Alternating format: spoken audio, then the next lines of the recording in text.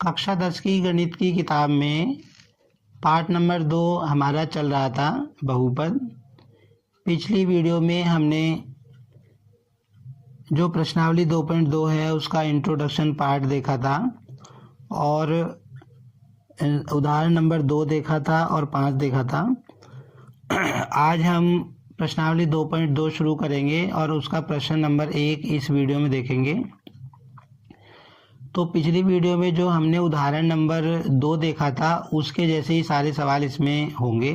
पहला जो सवाल है उसके सारे भाग उसी की तरह हैं और यदि आपने वो इंट्रोडक्शन पार्ट नहीं देखा है तो पहले उसको देखकर आएंगे तो ये सवाल ज़्यादा अच्छी तरह समझ में आएंगे। ये हमारी पेज नंबर 26 पे प्रश्नावली 2.2 है। इसका हम ये पहला सवाल करेंगे आज। तो प्रश्नावली 2.2 का हमारा पहला सवाल है, निम्न द्विघात बहुपदों के शून्य ज्ञात कीजिए। कहता है कि ये जो बहुपद दिए हुए हैं 6 भाग हैं इस सवाल में कि इनके पहले शून्य ज्ञात कीजिए तथा शून्यकों तथा गुणांकों के बीच संबंध की सत्यता की जांच कीजिए। जो गुणांकों और शून्यकों के बीच में संबंध है उसकी सत्यता की जांच हमें करनी है, जैसे कि हमने उदाहरण नंबर 2 में देखा था। बिल्कुल सेम उसी की तरह ये सारे भाग होने हैं। तो इस सवाल में 6 भाग हैं ये। तो सबसे पहले हम पहला भाग करते हैं। तो सबसे पहला भाग है हमारा x का वर्ग घटा 2x घटा 8।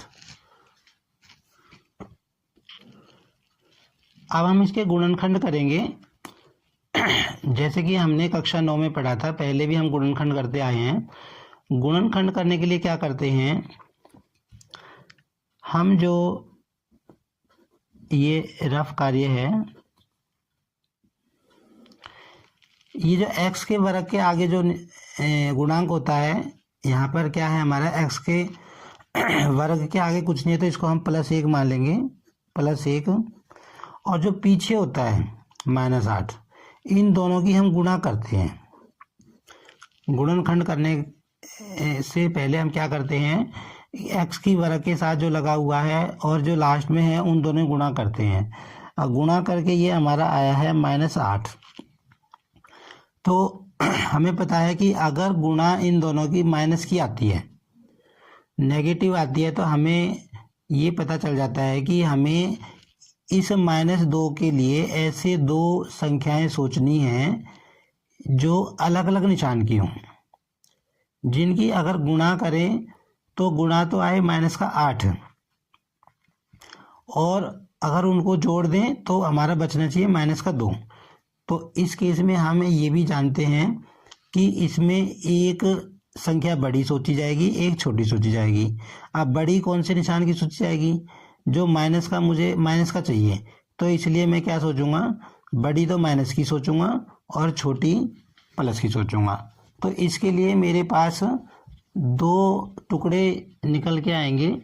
वो क्या आएंगे, हम सोच लेंगे +2 और -4। अब +2 और -4 सोचा, देखो +2 और -4 अगर हम जोड़ेंगे, +2 में -4 जोड़ेंगे तो हमारा -2 आ जाएगा, आ गया ना। और अगर हम +2 की -4 से गुणा करेंगे तो हमारा आ जाएगा -8। तो ये -8 आ गया। तो इसके हमें ऐसे टुकड़े बनाने थे कि जोड़ घटा के तो 2 आए। मतलब हम ऐसे भी कह सकते हैं कि 2 नंबर सोच लो। हमने 2 नंबर सोच लिए, 4 और 2। भाई 4 में से घट के आना चाहिए ये 2, तो 4 में से 2 घट के आ रहा है। अच्छा, अब बात रही निशान की। तो एक टुकड़ा मेरा 2 है, एक टुकड़ा मेरा 4 है। तो 2 का निशान तो लेना है प्लस, 4 का निशान इसी वाला लेना है, क्योंकि मुझे -2 चाहिए। ठीक है, तो अब हमें ये 2 टुकड़े हमको पता चल गए। अब हम इनको लिख देंगे यहाँ पर। तो ये क्या बन जाएगा हमारा, x का वर्ग, पहला टुकड़ा है +2, तो +2x और -4 x घटा में 8। ठीक है, अब इन दोनों में से कॉमन निकालो, तो x कॉमन आ गया हमारा, x प्लस 2, और इन दोनों में से क्या कॉमन आएगा, माइनस का 4। तो x, अब देखो माइनस की चीज़ जब बाहर निकालते हैं तो अंदर के निशान चेंज हो जाते हैं, 4 दूनी 8। अब हम देख रहे हैं, देखो x प्लस 2 यहाँ पर भी है और यहाँ पर भी है, तो इन दोनों में से x प्लस 2 कॉमन आ जाएगा, तो इसको एक बार लिख दो। यहाँ क्या बच गया हमारा x, यहाँ बच गया 4। तो ये हमने इसके गुणनखंड निकाल लिए, ठीक है।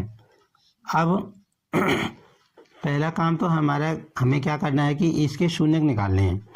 अब शून्य के लिए हमारे पास क्या कंडीशन होती है, शून्यक x का वो मान होता है जो इसके अंदर रख दे तो ये चीज़ जीरो हो जानी चाहिए, मतलब ये चीज़ जीरो करनी है हमें, ये चीज़ जीरो करनी है, मतलब इसके कारण ही ये आई है, इसी के तो गुणनखंड है, ये सारी चीज़ जीरो करनी है हमें। अब ये चीज़ जीरो कब होगी, देखो ये चीज़ जीरो कब होगी, इसमें हम जो है ऐसे सोच सकते हैं कि मान लो मेरे पास 2 नंबर हैं, 4 गुणा में 3, ठीक है, ये 2 गुणनखंड ही तो हैं, इसी को सरल करके ये 2 गुणनखंड आए हैं। तो मान लो मेरे पास 2 नंबर है। अब 2 संख्याओं की गुणा जीरो कब हो सकती है, अगर वे उनमें से एक भी जीरो नहीं होगा तो गुणा जीरो नहीं हो सकती, इनका गुणा देखो 12 आ गई। लेकिन एक कंडीशन अगर हो जाए कि इनमें पहले नंबर वाला जीरो हो जाए तब भी मेरी गुणा जीरो आ जाएगी, या दूसरे नंबर वाला जीरो हो जाए तब भी जीरो आ जाएगी। तो इसका मतलब क्या है, या तो ये जीरो होना चाहिए या ये जीरो होना चाहिए, तब ये चीज़ जीरो होगी। और जीरो जो हमारी शून्य की परिभाषा है उसके लिए जीरो होना है। तो हम क्या करेंगे, हम लिखेंगे x का वर्ग घटा 2x घटा 8 शून्य होगा यदि x प्लस 2 जीरो हो या x माइनस 4 बराबर जीरो हो। अब x प्लस 2 जीरो के बराबर है तो x का मान कितना आ जाएगा हमारा, x का मान ये 2 उधर जाके माइनस का हो जाएगा और यहाँ से x का मान क्या आ जाएगा 4। तो ये हमारे शून्यक निकल आए। इनको हम चेक भी कर सकते हैं कि क्या ये इसके शून्यक हैं। देखो एक हम चेक करके देख लेते हैं, हम ये जो नंबर आया ना इसको चेक कर लेते हैं, ठीक है, क्या इसका शून्यक है। तो हमको बहुपद क्या दिया हुआ था, x की 2 घटा 2x माइनस 8, ये हमको बहुपद दिया हुआ था। देखो ये वाला हमको बहुपद दिया हुआ था, ये वाला। तो अब हमें ये चेक करना है कि ये x बराबर माइनस 2 क्या इसका शून्यक है। तो शून्यक चेक करने के लिए क्या होता है भाई, x की जगह इसको रख दो माइनस 2 को। तो मैंने यहाँ रखा, जहाँ जहाँ x है वहाँ माइनस 2 रख दिया। अच्छा, ये चीज़ सरल करके क्या आ गई प्लस का 4, और ये दोनों गुणा करके क्या आ गई प्लस का 4 घटा 8, और ये दोनों चीज़ जुड़ गई प्लस की है तो 8 घटा 8, देखो ये हमारा जीरो आ गया। तो इससे क्या पता चला कि ये इसका शून्यक है। इसी तरह हम इसको भी चेक कर सकते हैं, लेकिन ये पेपर में चेक करके नहीं दिखाना, ये वैसे ही हमने देखा है, ठीक है। तो हमारे ये 2 शून्यक आ गए, x बराबर माइनस 2, x बराबर 4, ठीक है। पहला भाग हमारा पूरा हो गया। क्वेश्चन में यही कहा कि भाई पहले तो शून्यक निकालो, शून्यक हमने निकाल दिए। फिर कहता है जो शून्यक और गुणांकों के बीच में संबंध है उसकी सत्यता की जांच कीजिए। अब हमने जो इस प्रश्नावली का इंट्रोडक्शन देखा था उसमें हमने देखा था कि हमारे 2 संबंध हैं। एक तो अब ये हमारे देखो 2 क्या आए हैं, शून्यक आए हैं, तो हम मान लेते हैं, माना इन शून्यकों के नाम देते हैं। माना पहला जो शून्यक है उसको तो हमने नाम दे दिया अल्फा, और दूसरा शून्यक है उसको नाम दे दिया बीटा, ठीक है। तो हमें पता है, हम जानते हैं जो हमारे संबंध हैं वो क्या हैं। पहला संबंध तो है जो शून्यकों का योगफल होता है, मतलब अल्फा जमा बीटा करेंगे वो आता है -b/a के बराबर, ठीक है। और दूसरा हमारा है दोनों की गुणा करेंगे तो क्या आता है हमारा c/a के बराबर, ये है। अब अल्फा बीटा तो ये हो गए, और ए बी सी क्या है ये, और हम निकाल लेते हैं। हमारा ए क्या होता है हमको पता है, देखो x के वर्ग के साथ जो होता है वो a होता है, तो a की वैल्यू क्या होगी हमारी 1, और x के साथ जो होता है वो होता है हमारा b, तो b की वैल्यू क्या होगी -2, और जो लास्ट में होता है वो होता है हमारा सी, तो सी की वैल्यू क्या होगी -8। तो हम यहाँ लिख लेंगे हमारी ए की वैल्यू तो आई थी 1 और बी की वैल्यू आई थी -2 और सी की वैल्यू आई थी -8। अब हमारे पास अल्फा बीटा की वैल्यू है, ए बी सी की वैल्यू है। अब इन दोनों में हम रख देंगे, ठीक है। तो इसमें रखो पहले अल्फा की वैल्यू मेरी क्या है -2, या अल्फा की जगह -2 रख दो, ठीक है। और बीटा की जगह क्या रखना है 4 माइनस। बी की वैल्यू क्या है, देखो बी की वैल्यू रख दो यहाँ पे और ए की वैल्यू रख दो, ठीक है। तो अब ये देखो -2 प्लस का 4 क्या आ गया हमारा 2 और माइनस माइनस क्या हो गया 2, दोनों साइड बराबर आ गई। तो क्या होगा, दोनों पक्ष बराबर आ गए है ना। अतः हम क्या लिखेंगे, बायां पक्ष किसके बराबर आ गया, दायां पक्ष। इसका मतलब है कि पहला जो संबंध है वो तो हमारा सत्य सिद्ध हो गया। अब बात आती है दूसरे की, इसको भी कर लेते हैं, ये गुणनफल वाला है। अल्फा की वैल्यू है हमारी -2 और बीटा की वैल्यू है 4 और सी की वैल्यू है हमारी -8 और ए की वैल्यू है हमारी 1, ठीक है। तो ये 4 और -2 की गुणा करेंगे -8 ही आएगा, ये भी आ गया बराबर, ठीक है। तो इसमें भी बाएं पक्ष और दाएं पक्ष बराबर आ गया। तो क्या लिखेंगे, इसीलिए क्या हो गया, शून्य को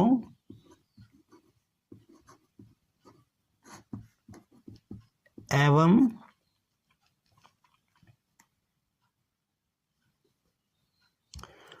गुणांकों के बीच संबंध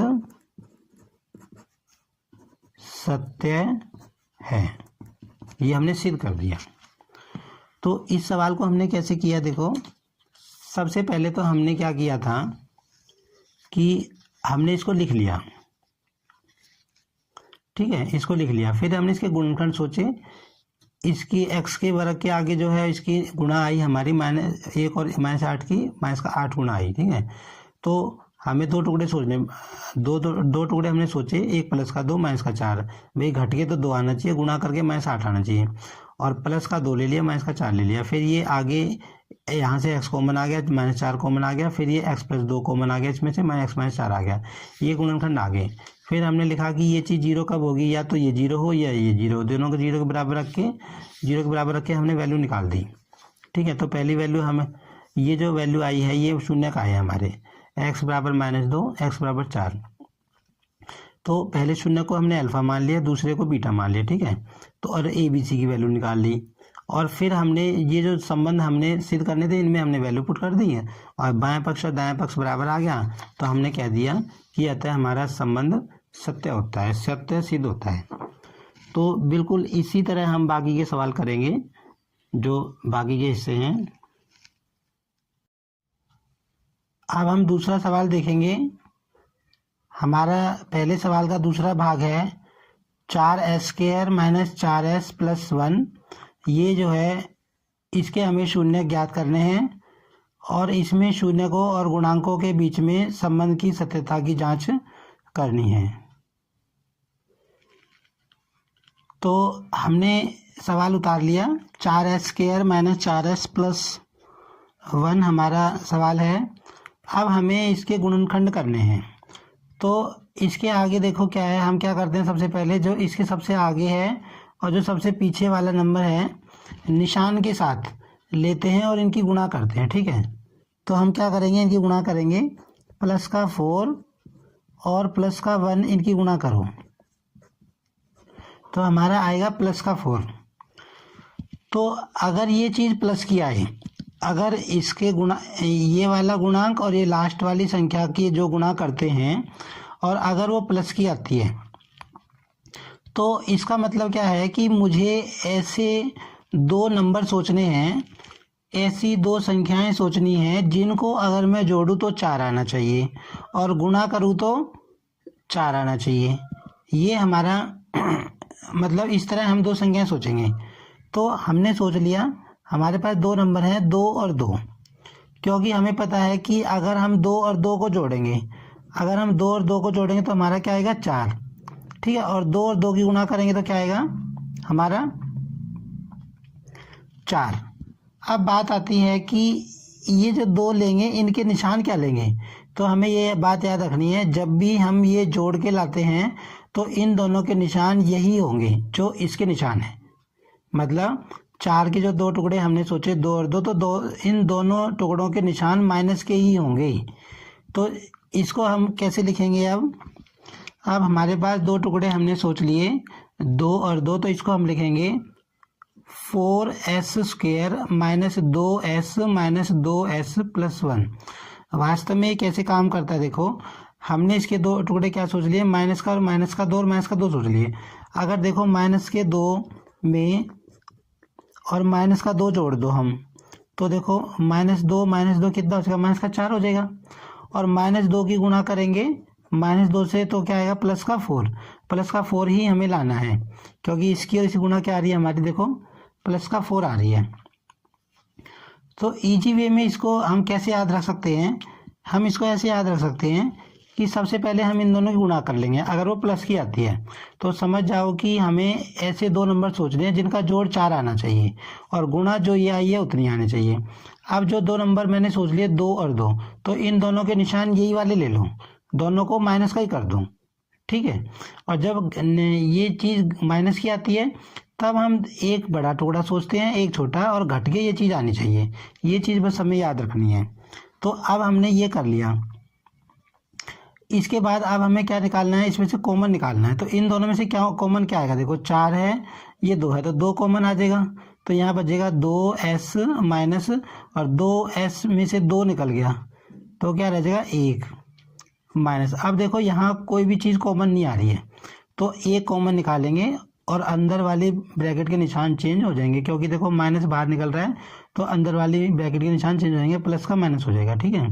अब 2s और 2s माइनस 1, 2s माइनस 1 दोनों में आया हुआ है, ठीक है। तो इसको हम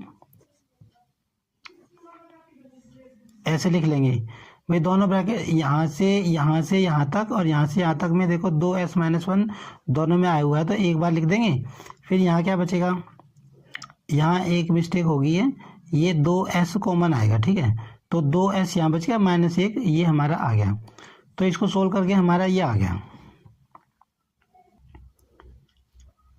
अब क्योंकि हमें इसके शून्यक निकालने हैं, शून्यक ने क्या होता है कि यहाँ पर देखो x की जगह s प्रयोग किया गया है, तो s की वो वैल्यू जो इसके अंदर रख देते 0 हो जाए, तो ये चीज़ 0 करनी है। और इसी का उत्तर ये आया है, इसी को तो खोला हमने, तो ये चीज़ 0 कब होगी, ये चीज़ 0 जब होगी भाई, यूँ समझ लो ये 2 नंबर है मेरे पास, एक तो ये है और एक ये है, ठीक है। इन 2 नंबरों की गुणा हो रही है। अब इन 2 नंबरों की गुणा का उत्तर 0 कब आता है, जब उनमें से एक 0 हो। या तो देखो ये 0 होना चाहिए या ये 0 होना चाहिए, है ना। जैसे 2 नंबर है तो मान लो अगर पहला नंबर 0 है, दूसरा फर्ज करो 3 है, तब भी उत्तर 0 आ जाएगा। अगर पहला नंबर मान लो 3 है, दूसरा 0 है, तब भी 0 आ जाएगा। मतलब 2 नंबरों की गुणा 0 तब आती है जब उनमें से एक नंबर 0 हो, ठीक है। तो हम क्या लिखेंगे हम लिखेंगे 4s² माइनस 4s प्लस 1 शून्य होगा, कब होगा, यदि या तो पहला गुणनखंड 0 हो और या दूसरा गुणनखंड 0 हो, ठीक है। तो देखो हमने लिख लिया ये, ठीक है।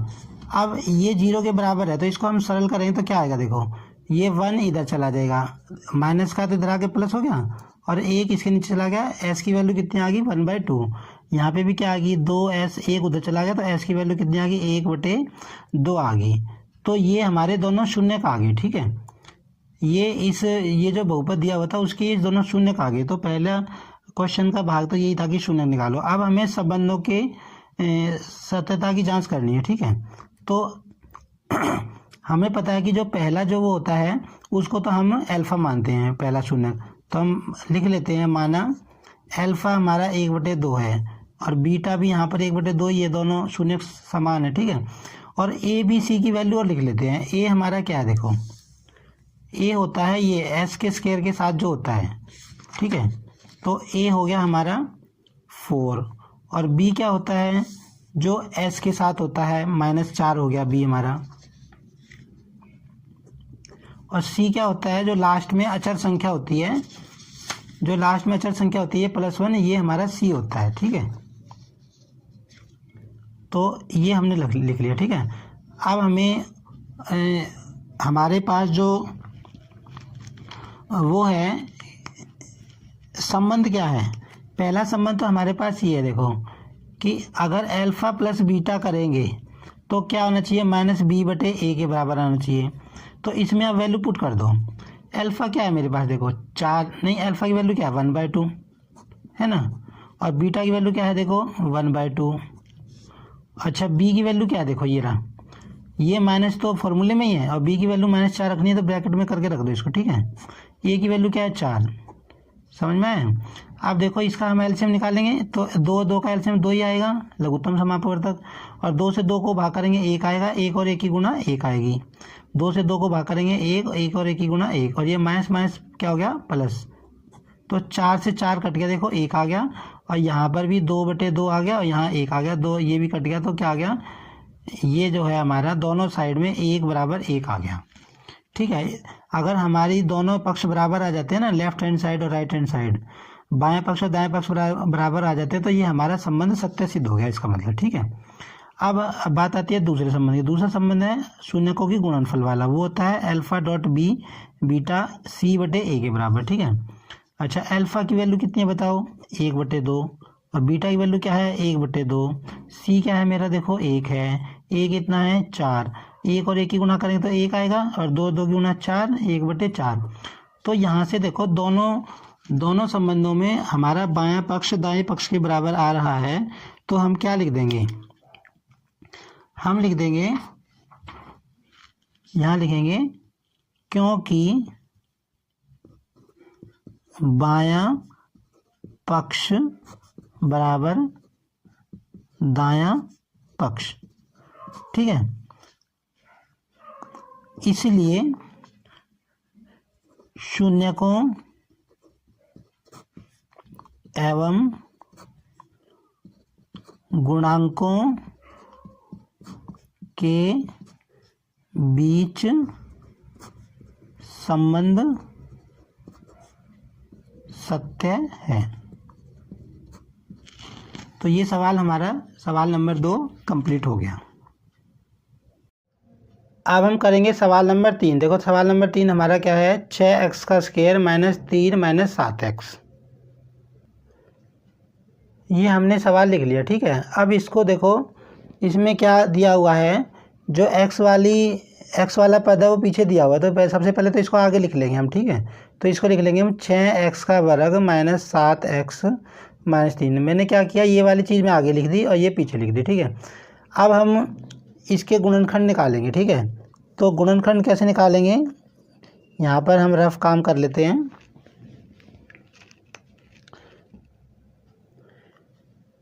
गुणनखंड निकालने के लिए देखो हमें पता है कि ये जो x के वर्ग के आगे जो नंबर है, इसकी गुणा किससे करते हैं, पीछे वाले से करते हैं, -3 से करेंगे, तो ये आया देखो -18। तो अगर पिछले वाले सवाल में इन दोनों की गुणा करी थी, प्लस आया था, तो जब गुणा प्लस की आती है तो तब तो हमें 2 नंबर ऐसे सोचने पड़ते हैं कि जोड़ करके ये चीज़ आनी चाहिए, लेकिन यहाँ पर माइनस की आ रही है। तो अब हम क्या करेंगे, 2 नंबर ऐसे सोचने हमें कि एक बड़ा सोचना है, एक छोटा सोचना है, और बड़े में से छोटा घटाएं तो 7 आना चाहिए, इस तरह सोचना है। ठीक है, 2 नंबर सोचने हैं, एक बड़ा एक छोटा, और बड़े में से छोटा घटाएं तो आना चाहिए 7, और दोनों की गुणा करें तो 18। तो देखो हमारे पास 2 नंबर ऐसे हैं, एक तो है देखो 9 और एक है 2। 9 में से अगर 2 घटाएंगे तो देखो 7 आएगा ना, और 9 और 2 की गुणा करेंगे तो 18 आएगा। ठीक है, हमने नंबर ढूंढ लिए, 2 संख्याएं ढूंढ ली। अब बात है इनकी निशान की। अब जब ये चीज़ माइनस की आती है ना, तब उस केस में हमें एक बड़ा नंबर सोचते हैं, एक छोटा मतलब घट के ये आना चाहिए। अब एक चीज़ याद रखनी है कि अब इनमें जो बड़ा नंबर है, बड़ा वाला जो नंबर है, बड़ी वाली संख्या, उसका निशान यही वाला होना चाहिए, और जो छोटी संख्या है उसका निशान इससे अपोजिट होना चाहिए, क्योंकि मुझे घटा के 7 लाना है ना। तो इसको हम क्या कर देंगे, इसको हम लिखेंगे 6x²। देखो 9 प्लस का है ना, नहीं 9 माइनस का है, तो इसको तो लिख दो माइनस का 9x, और 2 का निशान क्या लेंगे, प्लस का। मैंने क्या किया है भाई, मेरे पास 2 नंबर आए 9 और 2, ठीक है। तो ये चीज़ हमेशा याद रखनी है, जो बड़ा वाला नंबर होगा उसका निशान यही निशान होगा, जो बीच वाली संख्या है, बीच वाला जो गुणांक है उसी वाला निशान होगा। तो इस 9 का तो निशान तो मैंने ले लिया माइनस, और जो 2 का निशान क्या लेंगे, इसके अपोजिट लेंगे। वो इसलिए लेते हैं क्योंकि मुझे माइनस का 7 लाना होता है। अब -9 और +2 अगर हल करेंगे तो माइनस का 7x ही आ जाएगा, ये इसलिए किया है, ठीक है। तो अब इसको आगे सरल कर दो। देखो इन दोनों में से कॉमन क्या आएगा, देखो 6 और 9 को जो भाग कर दे वो ऐसा नंबर क्या है, वो 3 है। 3x कॉमन आ जाएगा, और x की 2 और x में से x को कॉमन आ जाएगा। तो 3 से 6 को भाग करेंगे तो 2 आएगा, 2x - 3 तिया 9, और यहाँ से कॉमन क्या आ जाएगा, 1 आ जाएगा। देखो जब कोई कॉमन ना आए तो 1 ले लेते हैं, ठीक है। 2x - 3। तो अब देखो यहाँ से लेके यहाँ तक और यहाँ से लेके यहाँ तक में 2x - 3 दोनों में आया हुआ है, तो 2x - 3 ले लेंगे एक बार, और फिर यहाँ क्या बच गया, देखो ये बच गया 3x, और यहाँ क्या बच गया, प्लस का 1। तो ये हमारे 2 गुणनखंड आ गए, ठीक है। अब हमारा इतना सवाल हो गया, ठीक है। अब क्या करेंगे, अब वही वाली बात, ये 0 कब होगी, ये चीज़ 0 करनी है ना हमको, तो हम लिखेंगे 6x² - 3 - 7x 0 होगा। कब होगा, देखो इससे ये 2 गुणनखंड आए हैं। पिछले वाले क्वेश्चन में भी हमने देखा था कि या तो ये 0 हो जाए या ये 0 हो जाए। तो हम लिखेंगे यदि 2x - 3 0 हो या 3x + 1 0 के बराबर हो, ठीक है। तो अब यहाँ से x की वैल्यू निकाल लो, 3 उधर जाएगा तो प्लस का हो जाएगा, और x आएगा तो 3 के बटे में 2 आ जाएगा, ठीक है। यहाँ से 3x बराबर -1, x बराबर -1 बटे कितना आ गया, 3। तो ये इसके 2 शून्य आ गए। हम इनको चेक भी कर सकते हैं, ये गुणनखंड विधि से जो हम निकाल रहे हैं ये शून्य आए हैं इसके, इस बहुपद के, जो ये बहुपद दिया था ये वाला बहुपद, इसके 0 आए हैं। हम ये दोनों मान इसके अंदर रख के देख सकते हैं, वो 0 आएगा हमारा, ठीक है। अब हमने 0 निकाल दिया। अब बात रहेगी कि अब दूसरा हिस्सा इस क्वेश्चन का क्या है कि हमें चेक करना है कि क्या जो गुणांकों और शून्यकों के बीच में संबंध है वो सत्य हो रहा है। तो हम इसको मान लेते हैं, माना जो पहला शून्य है उसको हम 3 अल्फा मान लेते हैं, और जो दूसरा शून्य है उसको हम मान लेते हैं बीटा, ठीक है। अच्छा, ए का मान हमारा क्या होगा, देखो x के वर्ग का जो गुणांक होता है वो हमारा a होता है, तो a हमारा हो जाएगा 6, और b क्या होता है, जो x का गुणांक होता है, x के साथ क्या है, माइनस का 7, माइनस का साइन अगर आया हुआ है तो वो लेना जरूरी होता है, -7। और c होता है जो लास्ट में अचर संख्या होती है वो c होती है, तो यहाँ पे c हमारा क्या है, देखो ये -3 है, ठीक है। तो हमने ए बी सी का मान लिख दिया। अब हमारे संबंध क्या हैं, हमें पता है कि जो शून्यक हैं और गुणांक है उनके बीच में संबंध है कि शून्यकों का योगफल किसके बराबर होता है, -b/a के बराबर होता है। और दूसरा संबंध है अल्फा डॉट बीटा किसके बराबर होता है, c/a के बराबर। अब इसमें सिर्फ हमें वैल्यू पुट करनी है। अल्फा की वैल्यू क्या है, 3/2 रख दो। बीटा की वैल्यू क्या है, -1/3। और -b कितना है हमारा, b की वैल्यू है देखो हमारी -7, तो इसको ब्रैकेट में करके लिखेंगे, ठीक है। a की वैल्यू है 6, तो ये आ गया हमारा 3/2 प्लस माइनस क्या हो जाएगा, माइनस, ये आ गया हमारा माइनस माइनस प्लस हो गया 7/6। अब इसका एलसीएम ले लेंगे हम, ठीक है। तो 2 और 3 का एलसीएम कितना आएगा, 6, 2 तिया 6, 3 तिया 9, 3 से इसको भाग करेंगे 2 आएगा, 2 और 1 की गुणा 2, ठीक है। तो ये हमारा आ गया, 9 में से 2 घटाएंगे तो क्या आएगा, 7/6 और 7/6। तो देखो दोनों साइड बराबर आ गई, लेफ्ट हैंड साइड और राइट हैंड साइड बराबर आ गई, ठीक है। अब इसी तरह अब ये वाला हिस्सा और देख लेते हैं। अल्फा की वैल्यू हमारी है देखो 3/2, और बीटा की वैल्यू कितनी है हमारी, माइनस का 1/3, ठीक है।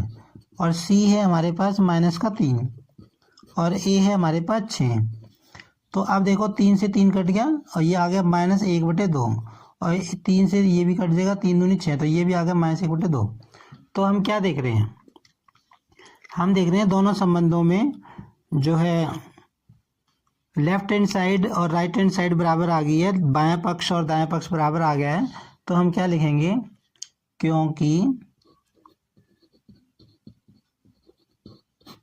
क्योंकि बायां पक्ष बराबर किसके आया है, दायां पक्ष के, अतः गुणांकों और शून्यकों के मध्य संबंध सत्य है। ये हमारा सवाल पूरा हो गया। तो अब तक इस वीडियो में हमने देखा, जो पहला सवाल था हमारा, उसके हमने ये जो हमारा पहला सवाल था प्रश्नावली 2.2 का, इसके हमने 3 भाग देखे यहाँ तक। तो ये बाकी 3 भाग हम अगली वीडियो में देखेंगे। आज के लिए इतना ही।